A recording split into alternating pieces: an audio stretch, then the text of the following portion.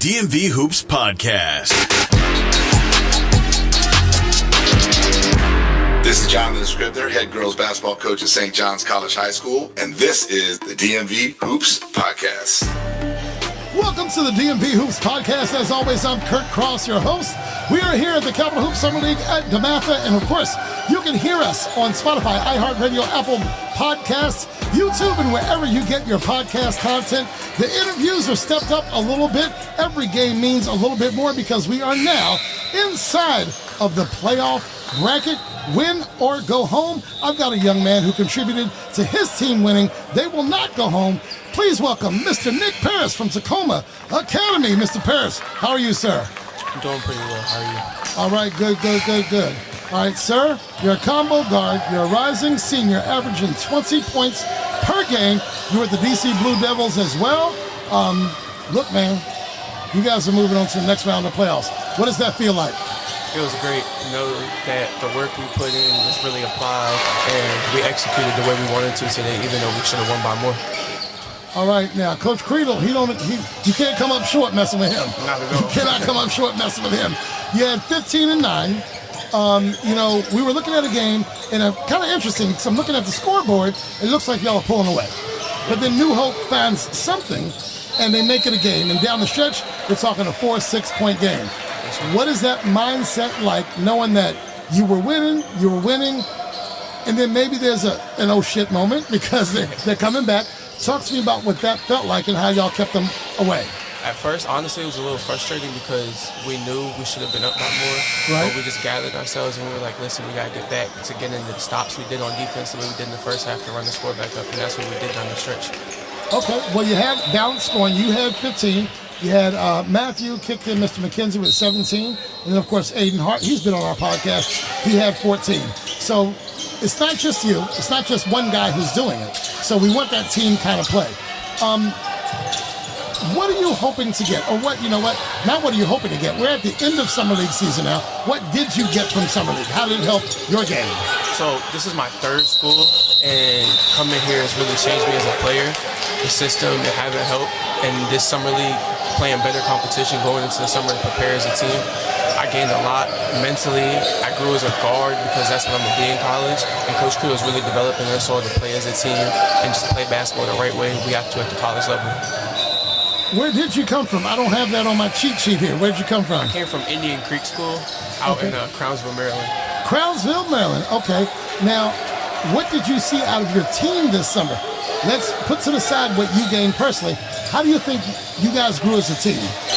I think coming in the first practice, we all didn't really know each other, so it was a bit awkward. But from the first game we saw, we have a group of guys that's willing to play hard, play defense, and really do what it takes to win.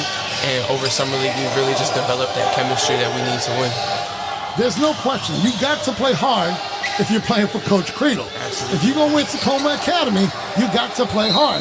All right, I don't have the bracket here. Who do you have next coming up? We got Crain Grace, so we got a nice little rematch. I think I was here for that first game. Yeah. All right, now, so you haven't been at Takoma Academy before. There's a rich tradition there. Coach Credle is basketball. Yeah. Period.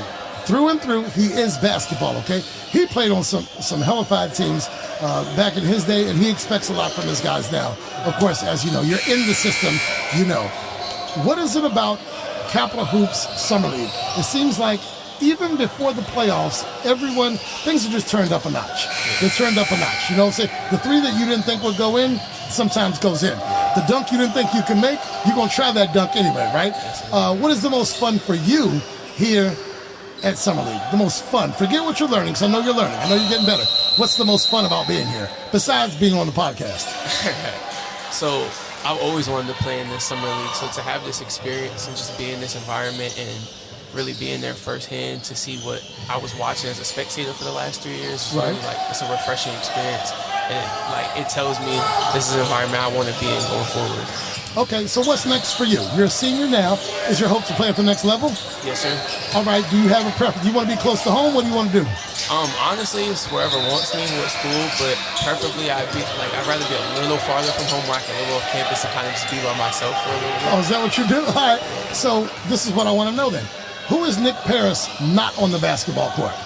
Off the basketball court, I say I'm a really kind, overly loving person. I really hold those dear to me, very, very close to my heart. Okay. I'm real outgoing. Okay. There's a lot about me. Honestly, I'm an undercover nerd. Okay. People don't know that about me. That's okay though, right? They're gonna know now. Yeah. They're gonna know now. So when you say nerd, is it video games? Is it books? Is it science class? What is it for you? Books in school. I read a lot, and in school, people think I don't really because I mess around a lot in school. I joke a lot, honestly, but people don't realize in the classroom I really lock in, because this past year I was on Dean list for the whole entire year. Okay, there's nothing wrong with that. Look, because at some point the basketball stops bouncing. Absolutely. And what do you want to do outside of basketball? If we took the game away after your senior year, I assume there's college, and then what do you want to do beyond that? What do you want? What are your goals? After basketball stops, I want to be a child psychologist and just really develop children from a young age to process their experiences emotionally, so they don't turn into adults that don't know how to process their emotions and affect the outside world. It's easier to raise young people than to fix old broken people, right? Very true. All right, that's number one. And number two, I'm glad you understand the importance of, and these are not my words, the rent that we have to pay for being on earth is helping others, right? Absolutely. You have to help others. And if we help, our young people are our most precious resource. I walk around, and this has nothing to do with basketball, and I hear grown folks talk about kids are lost. Mm-hmm. I don't think they're lost. I think we as adults have to do a better job. Yeah. We have to lead, because your parents will lead you, right? And if you go the wrong way, it's up to us as parents to correct that. I really appreciate you, that line of work you want to be. Well, you can still be in it, basketball or not, right? Okay, so I got a couple more questions. What does a successful summer league look like for Takoma Academy? Hopefully winning the championship. I think the work we're putting in right now, we're showing lots of success. I think we could have did better in the regular season. We took 2 losses that we felt we shouldn't have had. But hopefully winning the championship, especially the second round, if we upset Clay and Grace, I think it'll speak volumes to us as a team. Dude, the first game y'all lost, I was here for it. And then I had Credle the next day when y'all won. And it was a major can of whoop-ass that y'all pulled out in that second game, right? I remember that game. I asked Coach to take it easy. All right, so that's what a successful summer looks like. My last question for you. Why should someone find themselves on Carroll Avenue come November, December to watch y'all play? What are they going to see? You're going to see a team that works really hard, has a lot of chemistry, and does everything possible to win, and they're going to play basketball the right way that the college coaches want to see. Is that Dad over there? It is. Because he keeps looking over here. So I figured that must be Dad. Yeah. Well, shout out to Dad, because he's in the building. And one thing that we as parents must do, we can't ever let our kids look up in the stands and not see us there. Absolutely. We got to support these young people. Mr. Parris, I'm going to come see a game this year. And I think Coach Credle wants us to podcast from over there. So I'll be seeing you again.